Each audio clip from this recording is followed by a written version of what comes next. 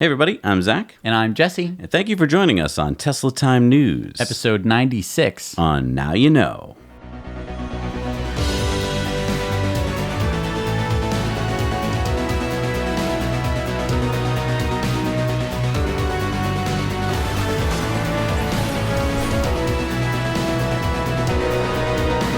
All right, so I want to show you this car. Oh, look at that. That's so cute. Yeah. So this car, it looks like it was, made in the 50s or something. Where's the fourth wheel? There is no fourth wheel. So it's a three-wheeled car. Oh, that's cool. And it is called the Nobe 100. And this is an Estonia-based startup. Neat. They raised $1.2 million in crowdfunding. So it's all-wheel drive, so all three wheels are driven. It has a 68-mile-an-hour top speed. That's 109 kilometers an hour with 137 miles of range, so 220 kilometers. So this is like an urban car? I mean, that's not quite highway speeds? Yeah, so the designation is going to be an LEV, or light electric vehicle. So, better for cities and, driving around town instead of, it's not a long-range kind of EV. The CEO said, "I'm searching for timeless perfection, and I want this amazing fusion of design and engineering to be Estonian born and bred." He said, "These days, the whole world is watching the evolution of electric vehicles. While the established automotive giants may still be at the forefront of the market these days, I'm confident that Estonia is uniquely positioned to launch its first light electric vehicle." Now, I checked and I wanted to see if we could get on the list for this or invest in it, but it appears that only Europeans can get on the crowdfunding list. Right. Too bad, but I guess, we're too far away. So you know how Tesla doesn't advertise or anything, especially with the Model 3. In fact, they've been anti-selling it, and Elon's admitted to that. They really didn't want to sell it. Right. Over a year ago, he said, basically, we will do almost anything we can do to not sell the car. Right. And this is for a variety of factors. Basically, they wanted to keep their S and X sales up while the Model 3 was ramping up production. But finally, for the first time in forever, they're actually going to be promoting the car. Yeah. Now, why is that? What's changed? Well, they're coming out with the Performance Edition, which, of course, is the most expensive version of the Model 3. So they're incentivizing their sales teams $300 for every Performance Model 3 sold. So like a commission. Yeah. Basically. Oh, wow. And they're actually giving test rides. So up until this point, you could, if you were lucky, you could walk into the showroom and maybe you could see a 3 up close. And, maybe you could get in it and sit in it, but you couldn't take it for a test ride. Interesting. And what it's interesting here is that the $300 goes to the whole sales team. Right. Also, what I've learned is that the, this is the performance model, so it's got two motors. There's an AC motor in the front, much like the S and the X. Right. And then the permanent magnet motor in the back. So kind of interesting that they're putting two different motors. I'm guessing that's why is that? So in the Model S and the Model X, the motor that was in the front was much more efficient at higher speeds. Having a front-wheel drive car is more efficient because you're pulling the car as opposed to pushing it, so there's some efficiency gain there. But also, in the Model S, that front motor was actually geared to be more efficient at higher speeds. Oh, interesting. So I think that that's what they're going to be doing here with the performance and also, all of the all-wheel drive Model 3s. So I think that there's this point here, which is that Tesla basically wanted to intentionally keep the general public in the dark about the Model 3. Okay. I think that they wanted to make sure that, the people who were enthusiasts like us and most likely you watching, knew about the car, knew about all of the different details as they came out. But I think that Tesla really wanted the average Joe out there to have never heard about the car. I think that they wanted their first experience to be able to, take it for a test drive and to buy it and to get it within a reasonable amount of time. So I think for, the longest time, it has just been, like a secret, like don't let anyone know about the car because it's so awesome. And once you get on the waiting list, you've now just extended the waiting list. And it's sort of all about this momentum because, when they first unveiled it and people were actually able to put money down, it was amazing to have 500,000 pre-orders for the car. And now analysts are able to be like, oh, they're disappearing. All the pre-orders are disappearing because they're selling the cars. And, that drives this negative view of it. And let's just be clear. There's been 30,000 cars delivered so far, and there's about 420,000 people still on the list. Right. So in terms of numbers, it's amazing. And what's going to happen is as soon as you start letting people go for test drives, is that they're going to sign up for the car. Right. No matter what you do. I mean, just having people see the car, having people sit in the car, take it from me, having taken people for rides, having seen people driven it, people are amazed by it. They do not want to go back to their internal combustion engine cars. And in the case of me, I don't want to go back to my Leaf. There is no, there's no comparison out there for, the $35,000 price point, which of course is not being sold yet. So anyway, I mean, it's exciting that they're finally stopping anti-selling, at least for the performance model. I think that it's going to be so awesome in, a few months when they're going to be actually selling and promoting the actual Model 3. The $35,000 version. I just want to mention that the top speed of the Performance Edition is 155 miles an hour, which is pretty amazing. And the Q2 production numbers are finally in. In the last 7 days of Q2, Tesla produced 5,031 Model 3s and 1,913 Model S and Xs. So the Q2 production totals were 53,339. Now, why that's important? That's a 55% increase from Q1, making it the most productive quarter in Tesla history by far. And for the first time, the Model 3 production, which was 28,578, exceeded the combined Model S and X production of 24,761. Pretty amazing. So there's been a lot of reports about this ILNAS test. Yeah, this is that weird braking test that was done in Luxembourg where they invited the media. Now, normally when you do a test, you do it on a test track and you record it and stuff, but you don't invite the media. That's my first clue that something was weird about this test. Right. Tell me about what this was all about. Okay, so they got a foam cutout of like the cross section, like a front cross section of a car. The rear cross section of a car? The shape of a car, basically. Okay. And then they drove a Model S and a Volvo straight at it to see what the automatic emergency braking would do. And what happened? So the Volvo stopped with no problems, and the Model S plowed right into it. Yeah, we're seeing footage of it here. So right. The Model S was a 2015 model. Yes. The Volvo was a 2018 model. Right. Kind of weird. That's kind of weird. Also, there's no proof here that the automatic emergency braking was even turned on in the Model S because it drove right into the test foam. Right. And here's another thing that bothers me. If I'm driving down the highway and a sheet of styrofoam or something comes off of a car in front of me, it's pink, I know that it's styrofoam, am I going to slam on my brakes? Am I going to want the car to automatically slam on my brakes on a busy highway to avoid, what is essentially styrofoam? No, not really. Oh, so you're saying you think the car might have known it was okay to hit it? So, I mean, the Tesla uses radar. They've turned on this feature. So what I think is that the camera said, I see something, and then the radar said, I do not see anything. And the camera was like, it's big, it looks like a car. And the radar said, I do not see a car. Now, maybe this should be the way it works, or maybe it shouldn't be the way it works. I mean, maybe someone's driving around a wooden wagon or something like that, and you want the car to stop. But I mean, it wasn't another car, so it's not the same kind of test as a real-life condition. Right. That's my only thing that irks me here, as well as, testing a 2015 Model S. And Tesla said ILNAS has refused to share the details of the test with us, including the test protocol, and therefore we've been unable to confirm that the test is valid or accurate. While we were not consulted by ILNAS in advance and only learned about the test through the media, we have obtained the vehicle identification number of the test car and see it was built in 2015 and is registered as a rental car in Germany. We will continue to investigate to understand how the test was conducted and if it was done properly. One final question. If you're going to test some cars, a rental car means that it's been driven by who knows how many different owners, and what was done to it, you don't know. It's true. So to use that as your test car seems highly inappropriate. Right. Because you don't know if it's functioning properly. Especially when the other car that you're testing is a, fresh off the lot, right, 2018 Volvo. And you put two and two together, folks. Why would you invite the media? Why would you have it hit something so that the media, you got all these cameras getting good footage of a car hitting something and going, doesn't work. Right. And the thing is, it's so easy to turn off automatic emergency braking. Right. You can do it. There's just a setting. You don't have to pull out any fuses or anything. So, if you wanted to, you could...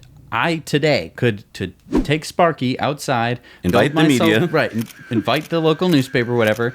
Build a little foam bracket and plow right into it if I wanted to, and that would be the story. That would have been the story. This is the Cupra. Isn't that an ice car? So this is the Cupra E-Racer. So Cupra is a car that is made by the company called Seat, which is a car company out of Barcelona. Okay. It's called Seat, or SEAT. Okay. They use capital letters, so I assume it stands for something. Okay, but it's an E-Racer, so there's an E in there. So this looks pretty cool, but is it a race car or a production car? So this is a race car. So, okay. So this was made in collaboration with Seat and Rimac. Rimac, you remember making the Concept 1 and the Concept 2. Yeah. And Porsche just bought 10% stake in Rimac. Oh, I didn't know that. That's cool. The Concept 2, of course, being a hypercar with some stats that are pretty comparable to the next generation Roadster. Mm-hmm. But this car, of course, is not anywhere near the Roadster stats. All right, what are the stats on this one? It has 300 kilowatts, that's 402 horsepower of continuous power, and up to 500 kilowatts, or 680 horsepower at its peak. Cool. It has one gear, just like Teslas and stuff like that. Yep. It's capable of torque vectoring with rear-wheel traction. Top speed? 270 kilometers an hour, and it can accelerate from 0 to 100 kilometers an hour in just 3.2 seconds, and up to 200 kilometers an hour in just 8.2 seconds. So, Sparky's numbers.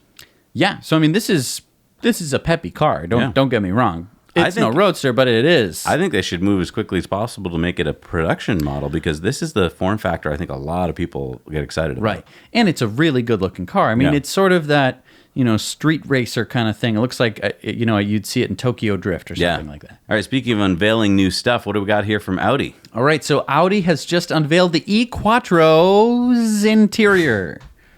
This is the interior? This is the interior. You sure you got the right picture? This looks like the interior of like a Pilot or something. This is the interior of the E-Quattro. So this is the newest electric car. We don't get the full unveiling, right? We don't get to see the outside without any, camouflage or whatever, even though it looks like any other Audi. But basically, this is the inside. Looks pretty boring. Nothing. Okay, there are a few things that stand out. One is the gear selector. Yeah. It looks like something out of Star Trek. Like a Sulu kind of thing. Okay. And then and then instead of wing mirrors, you look in the doors and you can see what it's got cameras? Yeah, the wing cameras. But that hasn't been allowed yet by the Department of Transportation. Right. So it'll most likely just have mirrors. Oh. So this is just a concept. Just kind of a concept. What's the starting price again? 80,000 euros in Germany. And what's the range? Range has been set to more realistic range of 250 miles. Oh, that's a lot lower than what they originally published. Right. Okay. It has a 95 kilowatt hour battery pack. It has 3 electric motors for a total output of 320 kilowatts. Wow. And it's capable of DC fast charging up to 150 kilowatts, which is, hey, that is actually pretty gosh darn respectable. Now, if only they had the network that Tesla did, you would have something that would be pretty darn applicable to life. I don't know. I really can't get too excited about this interior. I know that it's sort of the old fashioned version of the interior. I am so into Tesla's interior. I know that people will funny disagree. How quickly it looks old now. I mean, this would probably a few years ago have looked really kind of cool, but yeah. Right. It doesn't look anything like the Model S or X interior, and vents, absolutely nothing like the vents start to look really old-fashioned quick when you don't see them every day. You'll note, you'll see old-fashioned vents on really old minivans and stuff, and they look like, oh, it looks so dopey. That is what they're starting to look like to me. Boring Company just released this picture of a Tesla boring machine Gantry. Is this like a crosswalk? Like what? So a lot of people think that this is what it looks like inside of the tunnel. That is not what this is. What is it? This is the skeleton of the tunnel boring machine. Oh, wait, so they're building a brand new boring machine? Because before, remember, they bought some used, on eBay, some used boring machines. This is basically them building their own. So this is the TBM Gantry. So TBM stands for Tunnel Boring Machine Gantry. And this is going to be used in Chicago? This is most likely what's going to be in Chicago, yeah. Do you think we're going to get to drive it? I hope that, that would be cool. Yeah, I would love that. Let's just say it. That's what we're doing. Another thing that we learned from Fred Lambert, he tweeted at Elon. He said, so the loop is going to be on rails and everything like that. And Elon said that it might be on rails or it might not be on rails. Wow, we learned something there. So we really learned a whole lot there. We don't know whether it's going to be on rails. I think before I was under the impression that everything was going to be on rails. Now I guess I'm not so sure. It's keeping us... We don't know. We're not in the loop. All right, so everybody wants to know if Tesla has hit the 200,000 car mark by July 1st, which would mean that the clock was ticking. I thought for sure by now we would have gotten a confirmation. Right. We have and not. I have scoured the internet, Right, and scoured it for an official... Like, I'm happy to read articles that are like, we think they hit it, we think they didn't hit it, but I need that official, it's on or it's off kind of thing. Here's what I think has happened. I think that it's an official thing, right, with the federal government. So I think Tesla probably filled out the paperwork, submitted it on July 1st or Monday, and then they're probably waiting to hear back from the federal government with an answer, because you wouldn't want to announce it and then have the federal government say, oh, you forgot about these cars. Right. So my guess is that the paperwork's been submitted and we're going to hear back soon. That's just a guess. But in the meantime, there's something you can do about it. Right. Peter Welch, who's a Democrat from Vermont, he's a congressperson, and he has a bill, H.R. 6274. And this would extend the $7,500 federal tax credit for 10 whole years. This is pretty darn exciting. Yeah, let's see what he says here. Transportation is the single largest contributor to greenhouse emissions in the United States. It is urgent that we transition to cleaner, more efficient modes of transportation. My legislation will make electric vehicles and their charging stations more affordable while saving Vermonters money at the gas pump and reducing their environmental footprint. We are in a race for the winner of the technology for electric vehicles, and this credit is going to help spur that. Right.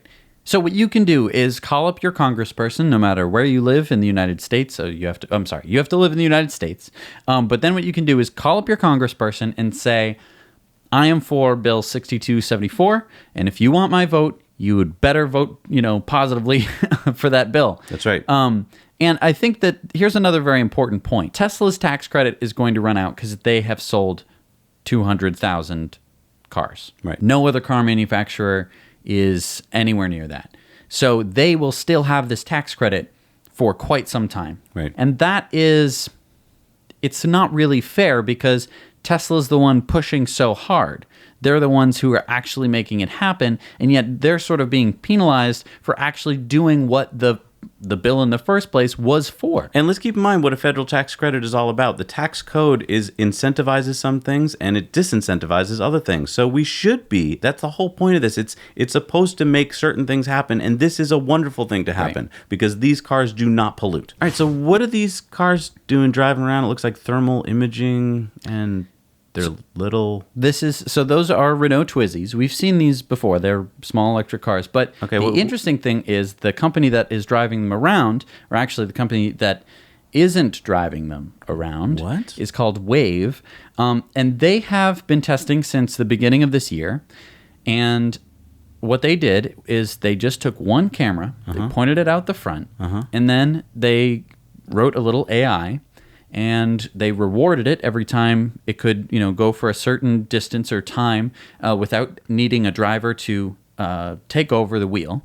And they punished it every time it did something wrong. So every time the driver did have to take the wheel, it punished it. So using just that, they're able to actually drive the car for what is essentially an indefinite period of time on the road using just one camera. Wow, this is just like Elon's philosophy that basically humans have two eyes and we're able to drive a car without a whole lot of other sensors.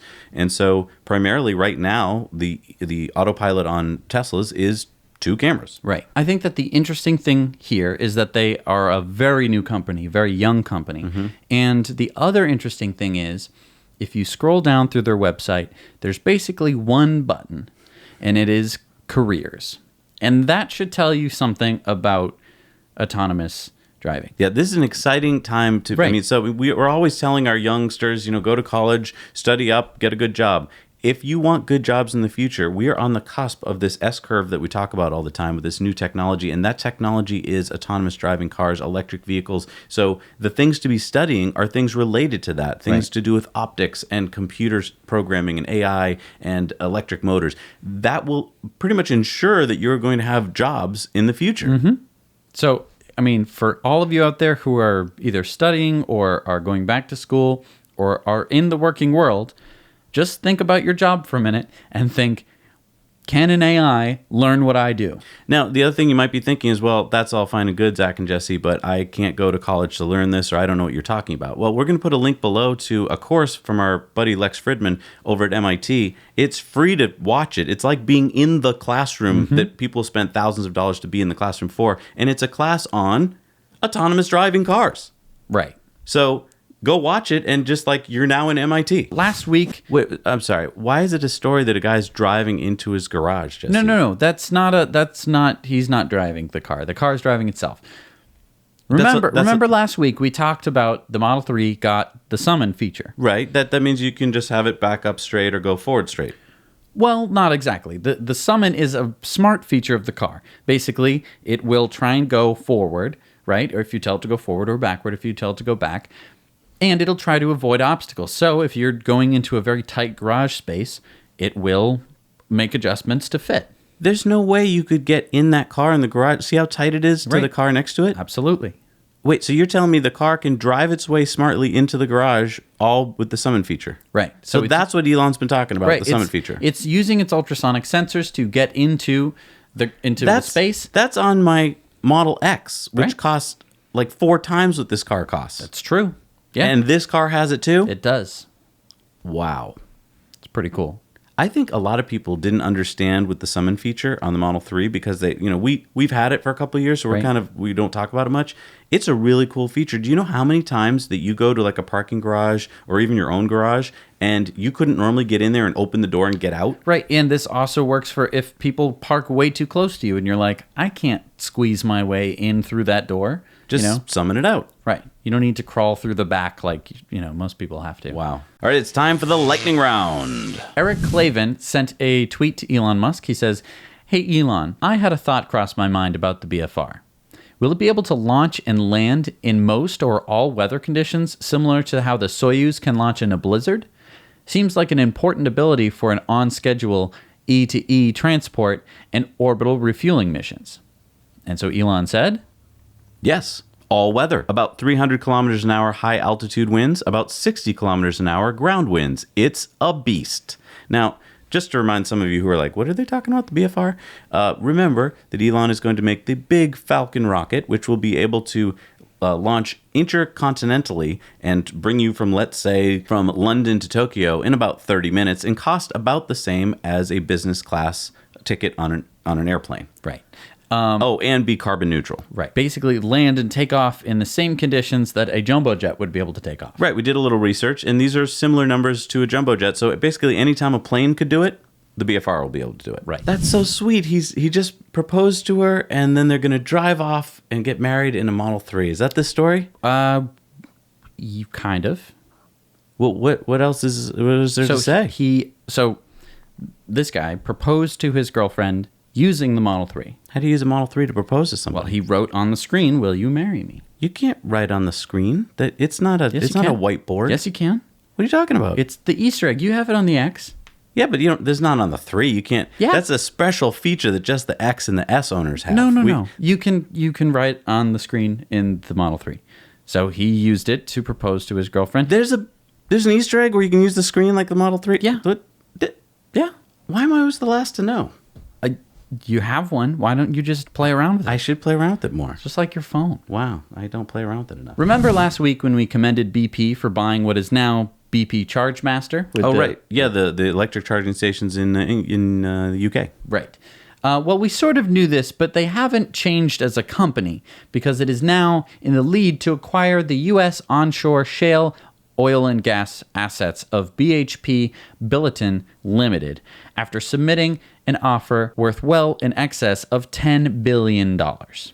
Wait, what? They invested in ChargeMaster because they see that EVs are the future.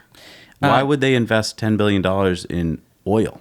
Because they want to make money. Basically, I think they've seen that oil is sort of recovering in terms of its prices, and so they want to drill the oil. But this is onshore shale oil. That means you're going to have to pump it through pipelines and stuff. It's disgusting. Right. Yeah, they don't really care about, buying ChargeMaster was just another avenue for them to make money. It's just to diversify their portfolio. Wow. And this is $10 billion? $10 billion. You could build 10 gigawatts of solar energy. That would have been a way better use of the money, in my opinion. You'd just constantly be producing that every day. Wow. Just go to Nevada, build that, and then... No pipelines, right. It would be one of the biggest solar parks in the world. Did you leave your camera running again?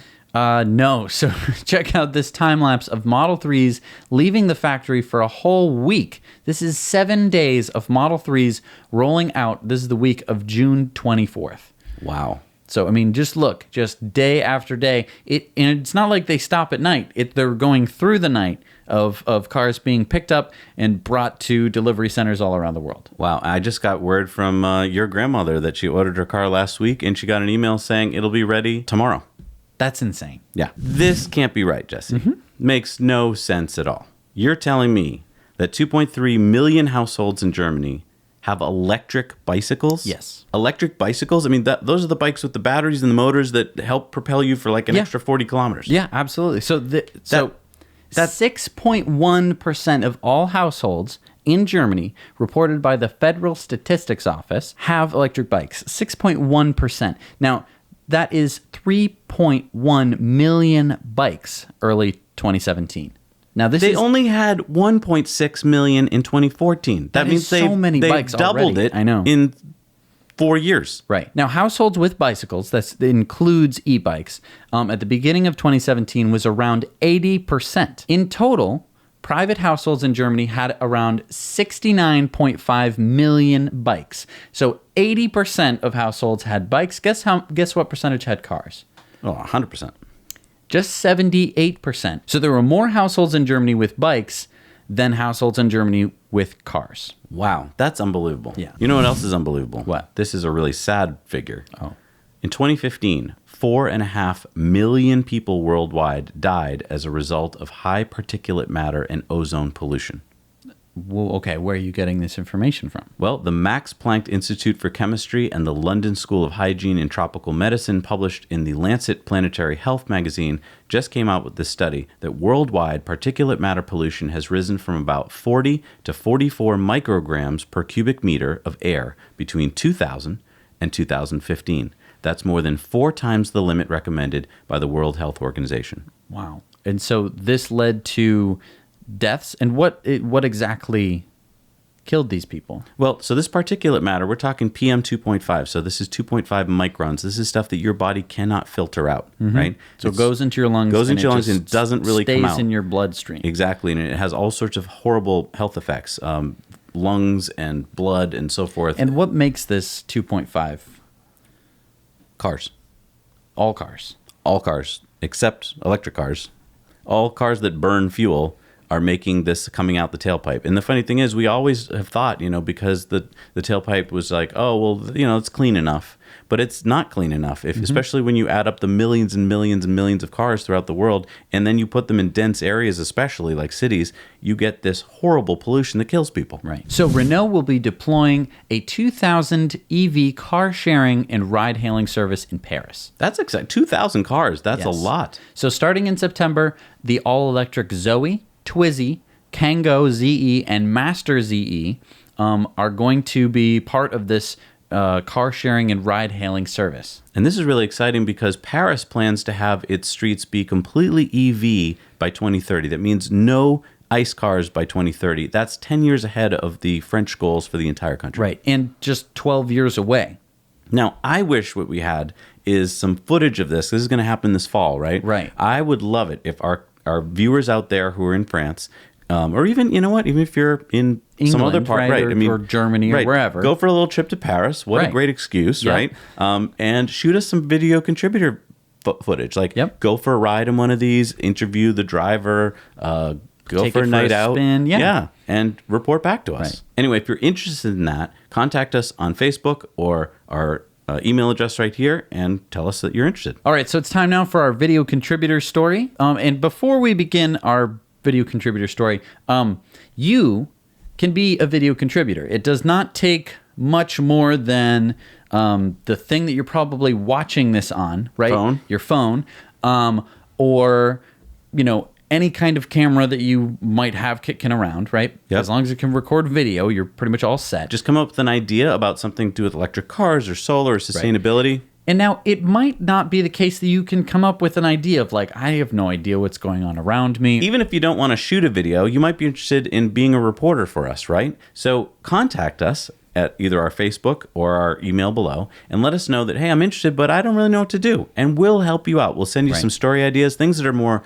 long-term stories that we're working on that we need some researchers. Right. And you can go research it for us, maybe write it up for us and help us out. Right. Also, if you are living near something that is interesting happening in the world, say you live in Germany, say you live in Paris, or London, or India, or China, or Antarctica.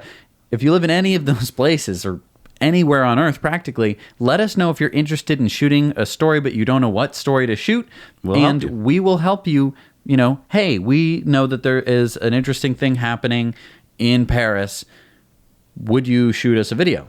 And if you're a journalism student and you're just getting started, let's say, and you're like, oh, I wish I could practice, you can practice with us. Absolutely. Right. And it's a great way to get your work out there and let people know that you're in the field. Put it right on your resume. That's right. I worked for TTN. Right. My story got seen by thousands of people. That's right. It's time for our video contributor story this week. Dima in Beijing, take it away. Hi, Zach and Jesse. You won't believe what's just happened.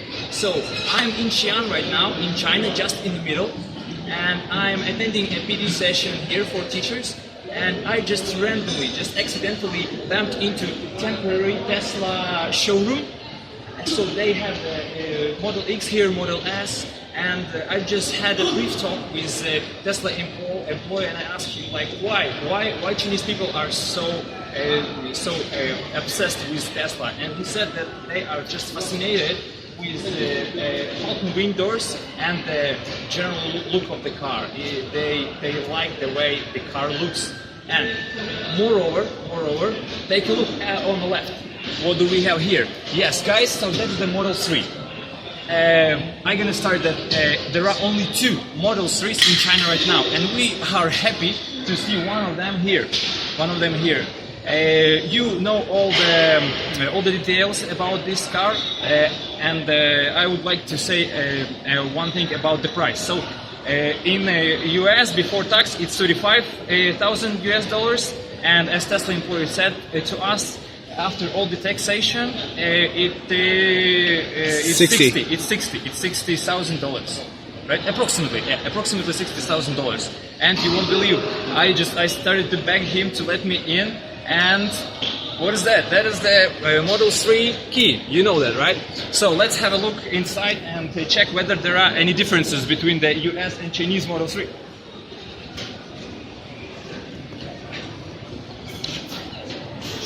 That's the way you open the door.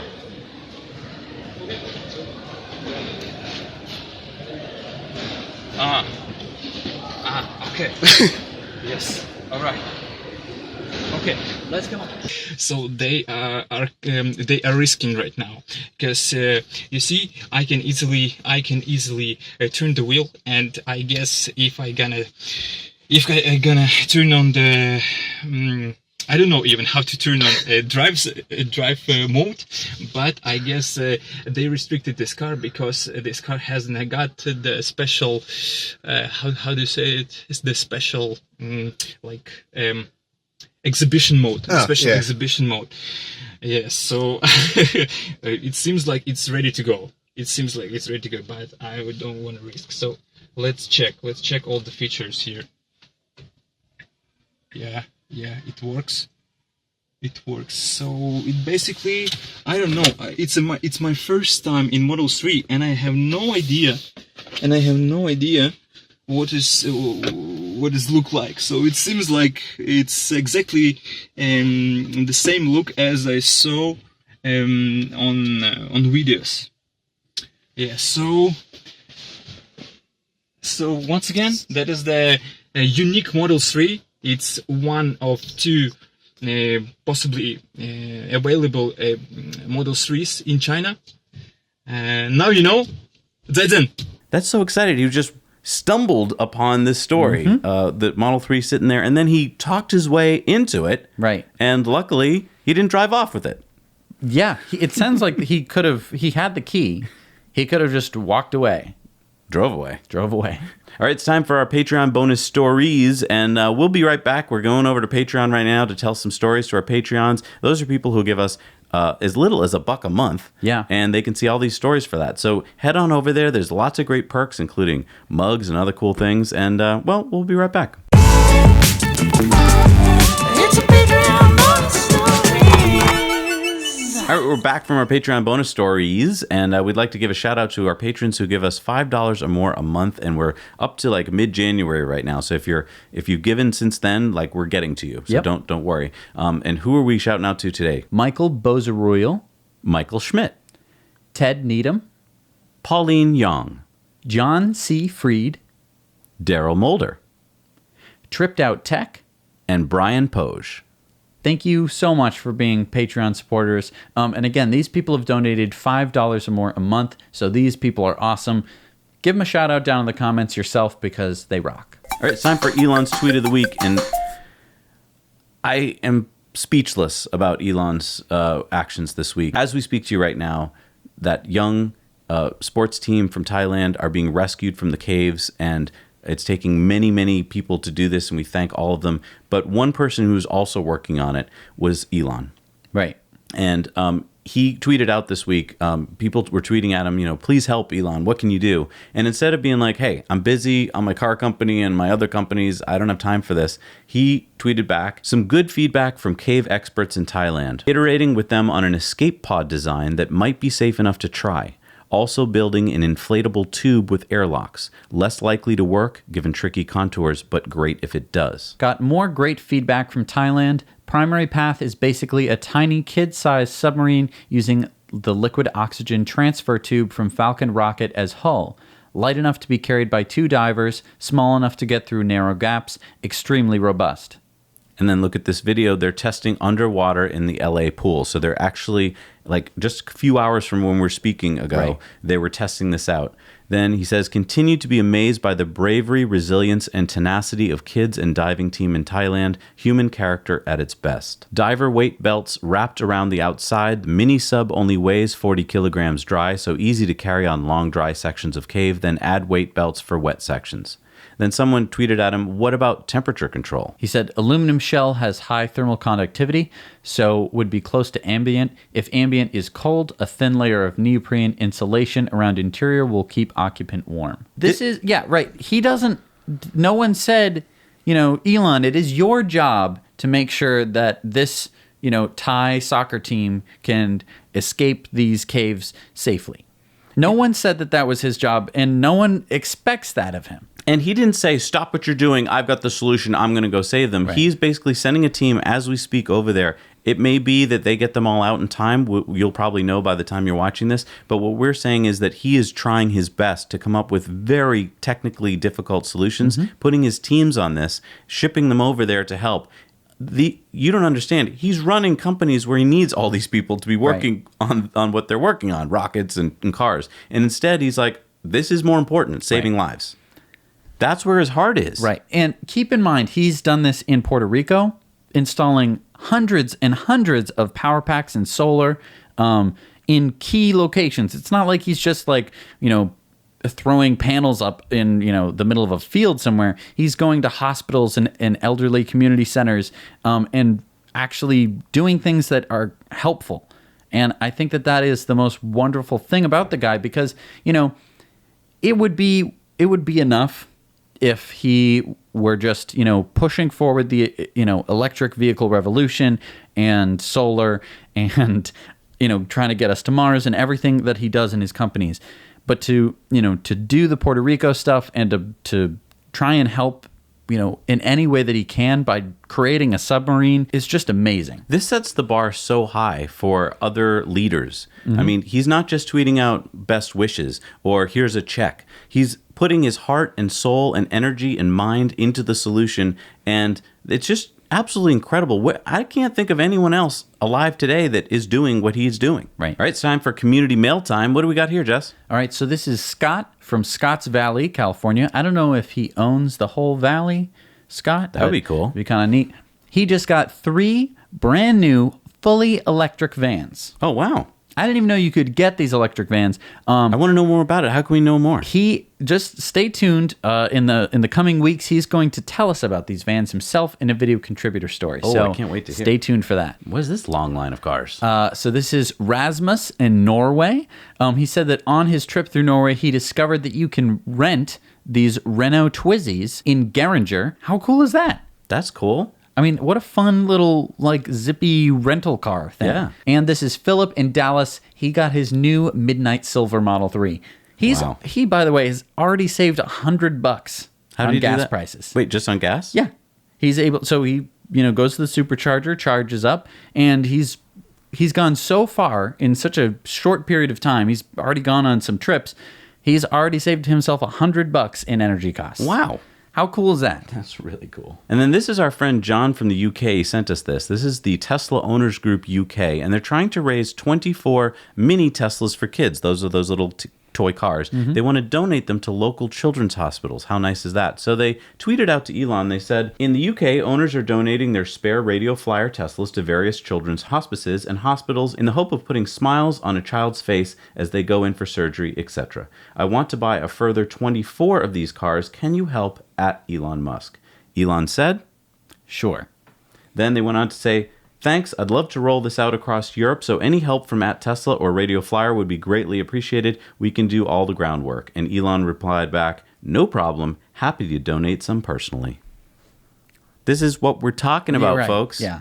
This guy is awesome. And what's this video? So this is from our Tesla Model X journey. I love that channel. Yep, and look at this little clip here. So Johnny has on a new Model X shirt this morning. Yep, Jesse was wearing it on Now You Know, and I went out and ordered it for Johnny. Way cool. Wait, that shirt looks so familiar. Yeah, nice shirt. So Johnny just got a new shirt from SFSF. Wait, these are from SFSF. These are from SFSF. And if you want to help support the show and you want one of these cool t-shirts, you can head over to sfsf.com and you can go buy one, and that will actually go to help support this show. Yeah, we've got our own link down below that brings you right to our page with all the shirts that we kind of like and have been featured on the show. And yeah, I mean, you're helping us out. So if you like them, go get some. All right, it's time now for our Patreon viewer comment. This is from Gordon Tyler. So we put out a question to our patrons last week, and we were asking, why is the Model 3 only counted as 50% American made? On the AALA website, which is the American Labeling Association, it's listed as 50% American, 25% Mexican made parts. And so we asked, like, I thought it was all made at the Gigafactory out of American made parts. Along, I know there's some parts from Asia and some parts from Mexico, but I thought it was primarily American. And we asked if there's any feedback on this, and we got this from Gordon. He said, based on Kogod's scale, the Tesla Model 3 should be about 95% American made. I've been wondering how they calculate the percentage. Is it percentage of part count, cost, weight? Would it make a big difference if you counted the battery as just one part versus each cell or by weight? Right. So, And that's a good point. That is a really good point. And because if you count the company as, how many workers are American, it's almost entirely American workers. Right. And it's entirely built here in this country at Gigafactory and Fremont. So, yeah, it just made us wonder, like, why isn't it counted as more of an American car? Right. It's time for Supercharger reviews, and this week we want to start off with our friend John, who's at the York, Pennsylvania new Supercharger that's being built. It's not finished yet, but he already was there to review it for us. Take it away, John. Hey everyone, John here. I'm down in York, Pennsylvania. New Supercharger coming in here at Leader Heights exit. It's right here at a Sheets. Looks like an 8 stall here. We got also the power banks behind me. It looks like there could be room for more Superchargers in the future, but it looks like they're just putting 8 in right now. It's very easy to get to right off the highway. Hopefully it'll be open here in the next week or so, and we'll see it on Now You Know. See you guys later. Bye. Hey Zach and Jesse, this is David here from Dublin in Ireland, and I'm here at the 8-stall Tesla Supercharger in Castle Bellingham in County Louth. This is an Applegreen service stop. It has a Burger King, Costa Coffee and a Subway. There's also obviously rest areas as well. Pretty good access off the M1 motorway. It's located on the main Dublin to Belfast on the M1 road there. So I would say, yeah, I would give it an 8 out of 10. Hello, Zach and Jesse. here in Groveland, California, which is just west of Yosemite National Park. And there's a 7-stall Tesla Superchargers here in Groveland. Last night we stayed at the Groveland Hotel, which has a destination charger that is just a bit better than my one at home. It does 30 miles per hour of charge. That one does about 50. So that's nice that the Groveland Hotel has a destination charger. Hi Zach, hi Jesse. I'm at the 8-stall Supercharger points on the M54 at junction 4. It looks like 4 are already open and 4 to be opened. That's not my little motorbike there, by the way. Very small services, but it has got Starbucks coffee, Krispy Kreme donuts, Burger King, Waitrose supermarket, and a hotel. Keep up the good work. Wow, those are awesome. I want to give a special thank you to John because, I mean, you couldn't even like review this one technically because there was no Supercharger dot on the map, and yet you sniffed this one out, figured out where it was, and went and recorded it. So thank you so much. It's time to tell you about the new Superchargers that have gone online this week. What do we got?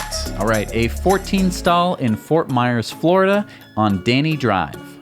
The 8-stall in Burtonwood, UK. The 10-stall in San Carlos, California. The 20-stall Urban in East Palo Alto, California. That one's going to get a lot of use. Yes, it will. The 12-stall in Breda, Netherlands. The 18-stall Urban in Yonkers, New York. The 19-stall in Delray Beach, Florida. The 10-stall in Manchester, Tennessee. The 8-stall Urban Supercharger in Aspen, Colorado. Number 549 in the USA is the 10-stall in Sandusky, Ohio. 6-stall in Auckland, New Zealand. Number 6 in New Zealand is the 4-stall in Queenstown, New Zealand. Number 9 in Taiwan is the 8-stall in Taitung, Taiwan. And number 417 in Europe, number 1320 in the world is the 10-stall in Ataliá del Canavate, Spain. Wow, that was another long lot list of Superchargers. Yeah, I mean, they are exploding. And this sort of goes along with the Model 3 delivery rate that we're seeing. As more Teslas make it on the road, you need more Superchargers to charge them. And they're doing it. It's not like they're saying, oh, in the next 12 quarters, we're going to be increasing the number, whatever. They have the numbers. And here's the thing. That Nobody reports on this. Right. There's story after story about negative and this is going to go bankrupt. Nobody reports on this. On the new Supercharger, they're new. It's not like we just reported on all the Superchargers there were.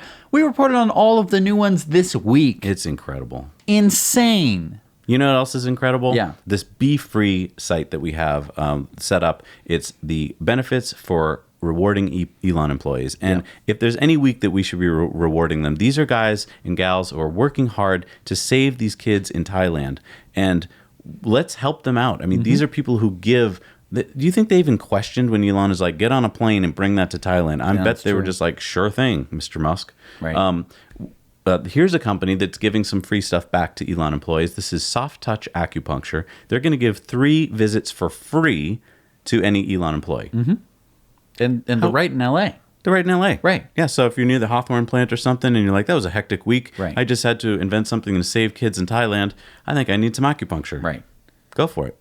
And I want to stress that if you know anyone who is a Tesla employee, tell them about Be Free because they get stuff. Yeah. I mean, it's awesome. We have a growing list of places that are offering free or discounted services to Tesla employees. And if you're in the HR department of one of Elon's companies, you should just start sending them there. Like when they're waiting in the lobby to fill out the form to work for you, they should be like, and by the way, if you do end up working for us, here's all this extra free stuff you'll get. Here's a list of things just down the block that you can go to. Yeah. And again, if you own or know of someone who owns a business, talk to them about Be Free because, it's for a good reason. And you're also getting promotion because, for every employee that you give a 20% discount to or a free, first session to, that's a foot in the door for you.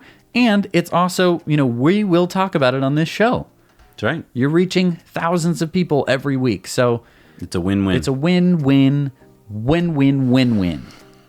I've done the math. And if you'd like to help us out on the show, you can use our Amazon affiliate link. It's free for you to use. You buy the stuff you normally would buy on Amazon, like a book or something, and we get a small percentage. Now, okay, so that means that you're paying us. It's like costs a little bit more. No, it doesn't cost any more. No, basically Amazon takes it out of the advertising budget. So basically, we get 4 or 5%, which is a pretty decent sum, I must say, and it helps us out a lot. And it doesn't hurt you at all. So just click on that link and then go do your shopping. That's and awesome. There's no extra paperwork, nothing to do. It's easy. We would so appreciate it. And some of you have been buying man, you buy some expensive stuff on Amazon. I didn't know you could order such expensive things on Amazon. And we're going to be at EVs and Coffee at 871 Washington Street in Middletown, Connecticut on July 14th at 9 a.m. Only if the weather's good, so check your weather. And so come on down, see us. We'll give you a test ride in the Model 3. And hey, maybe you'll want to sign up for it after that. Yep. And don't forget that if you are wanting to buy the Model S or X, use our referral code. We will come meet you if you live in the U.S., Canada, or Europe in our Tesla Roadster with the SpaceX package. So yeah, rockets. Yeah. Air rockets. Cool. Pretty cool stuff. Thank you so much for watching this episode of Tesla Time News. Again, we put it out every single week. So if you want to see it again, you can hit the subscribe button. And next week, there will be another one that you get to watch. That's just how this works. We really love it when you subscribe, because having higher subscriber numbers means that we can do extra cool things. We have so many cool interviews coming up, and these are all because when people saw our subscriber numbers, they're like, oh, you guys are legit. Right. And we wouldn't be able to get them if we had 5 subscribers. No, that was the first thing that told them we were legit, is that number. Then they went and watched our videos. So hitting that subscribe button actually does something good. Right. And it doesn't means cost that you we anything. get to do cooler stuff for you guys, and now you're subscribed. It's a win, win, win, win, win, win. Thanks so much for joining us this week, everybody. Now you know.